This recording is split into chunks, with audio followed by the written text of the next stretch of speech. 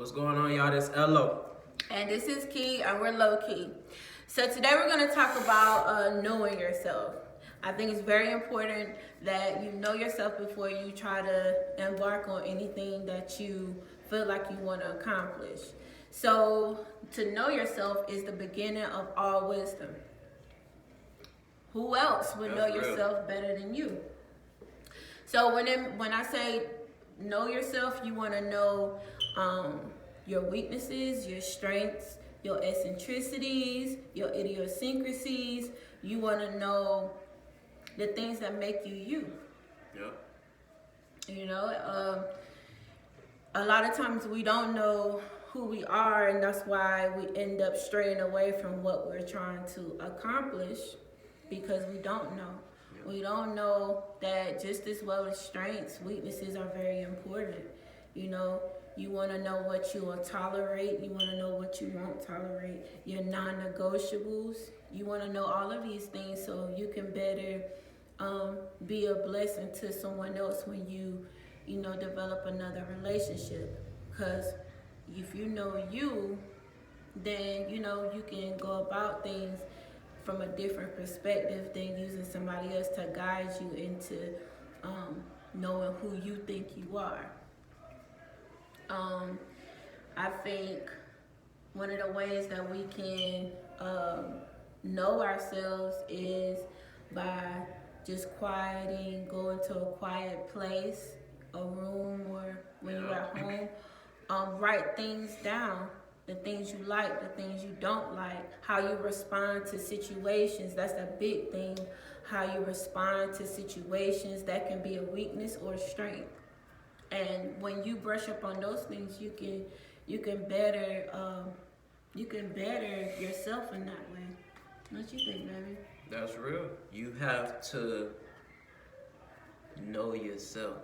Mm-hmm. We so, especially as young people, we so quick to want to get other people to know us in a certain light. Mm-hmm. So therefore, we'll cast our pearls to swine when really they haven't even had time to become pearls yet. Mm-hmm. See, like when you're a seeker of knowledge and you know you're around those who are unlike you, mm-hmm. you are the anomaly in your environment. You know things, but you really haven't had the time to implement, that knowledge into your life. Yeah. Which then and only then becomes wisdom. It's the application of knowledge. Mm-hmm. But before we're able to apply that thing, we handing it out as information. Mm-hmm. And people actually look down on you for that. Mm. You giving them valuable information, mm-hmm. but they take it and throw it to the side. Exactly. So I think a very important lesson in knowing yourself is to stop giving people advice all the time. Mm-hmm. Mm-hmm. That's quit giving, because you give your energy. And you give so much of your energy giving advice, mm-hmm. that you haven't had time to find your idiosyncrasies, as my mm-hmm. wife said. Mm-hmm. It takes time and application in your own life. You have to develop wisdom as the individual, mm-hmm. And if somebody needs true guidance, they'll ask you. Mm-hmm. And just giving advice, imagine all the advice that you have given, mm-hmm. and that the people actually use that advice. Oh, wow. Come on. Because you got old heads and stuff telling you stuff all the time. You forget it, mm-hmm. when you go home. But that's your energy that you giving away. Mm-hmm. And that's real. That's real. You giving pieces of energy or bits of energy away to people that really don't value what you're saying, yeah. Because really they just want to hear you talk. They just want want you to feel involved, and really all they want is somebody to vent to. Yeah, talk about them. you come with something that could possibly help them, they're not trying to hear it. And why would you waste your energy on people that don't value? And that's a good thing. That's a good point, babe, because a lot of people don't value your opinion. They don't. You know, they don't value your opinion. That's why you have to know yourself. Know yourself and know when to assert and when not to. Know when to give, when not to give. And sometimes you just, I guess they call it, what is that, positive listening, or they just want somebody to just listen to them. Yeah. Not necessarily tell them that, hey, that was wrong that you did, you know? Exactly. Or, hey, you should go about it this. They don't want to hear that. They just want somebody to listen to it. And I'm not the person for that, so. Just like, go ahead, man. I'm just not the person to sit there and just listen to somebody. And they don't want for you to tell them the right thing to do, you know? Yeah. But you were though. Yes, I was. So what did you do? I mean, like, when did you realize that that was a waste of energy? I realized it after, and this is something that I like struggled with for a very long time. I realized that after I felt for the very last time like I was an idiot, you know? I came to you and I was like, babe, I just feel like I've been used in a friendship, you know? It's like they tell you something, a friend tell you something, and then you give them what you think is a good advice. Because why would they come to you with something other than wanting to figure out how they can make it better? That's what I'm thinking. Because when I have problems, I want to figure it out, you know? I want to know what I need to do so I can get up out of the situation. But they didn't want that because they didn't take heed. But then when you come around the next time and you tell me something, I completely shut it off, you know? Like I'm not about to listen to it. And then once you give them the rawest answer that you can in a nice way, they won't come to you again. Yeah. They won't. They will not even come to you with their problems. So That's how you gotta do it. Yeah, and I didn't know because it would make me feel awful after the conversation. But when I came to my husband and I'm like, babe, I don't know, this doesn't make me feel good. You know, I just don't understand why people would come to me with their problems and then I give them an answer and then they go against the damn thing that I'm telling them, you know, to not do, and then they do it. And then you was like, babe, you just gonna have to, you know, not listen to that stuff. Tell them the real and don't listen to them. And they won't come to you. That you can not only lose your God-given, that God energy through action. Like helping other people, doing this for that person, not for that person. You could lose your energy through your eyes. You know, what you looking at, you giving that thing energy. That's a big one. And that's just as much as the devil. Oh, that's a big one. You know, you can give your energy with your tongue. What are you responding to?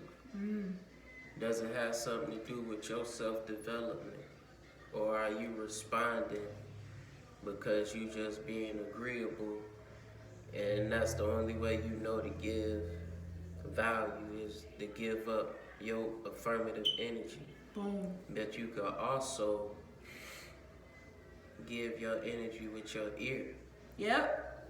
And they actually, that might be one of the most powerful forms of energy, because you're not necessarily giving it, but you allowing somebody to pull it. If you sit there and you let a person vent on you, even though you're not actively marketing your energy, you know, it's like putting up a sign and saying, here we go, we over here.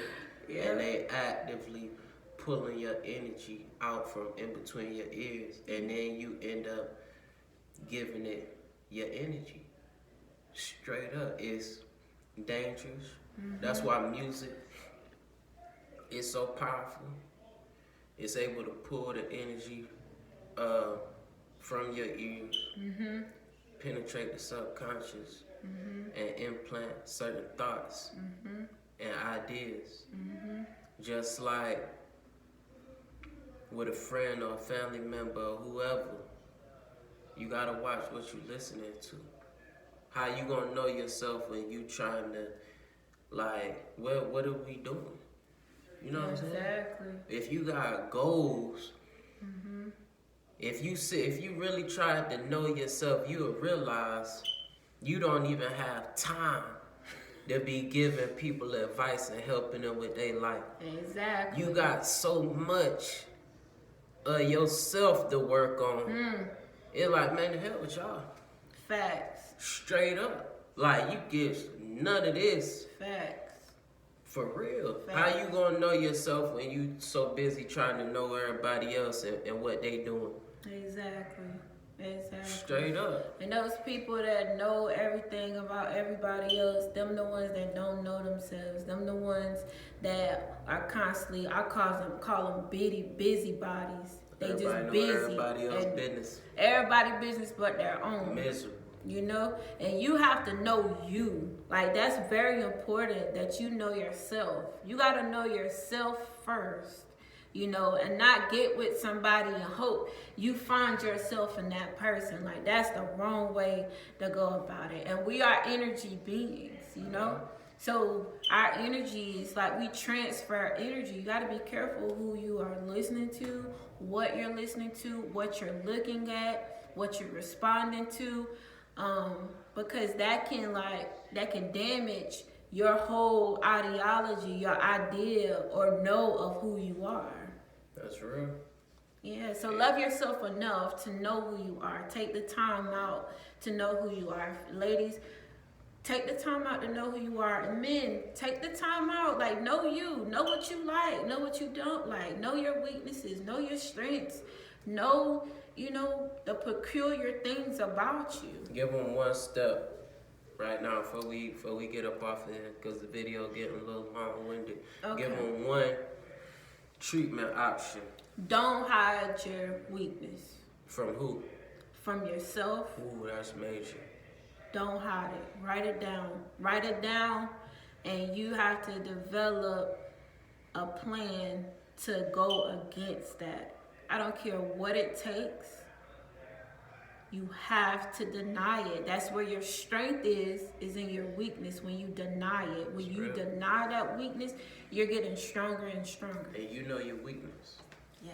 If you did act like you don't, use a bum boy. Yep. And you're practicing being a bum master. You're a master of the bums. Not the drunken master, the bum master. I'm Low. I'm Key, or Low Key. All right, like, comment, And subscribe. I'm gonna holla at y'all. Peace.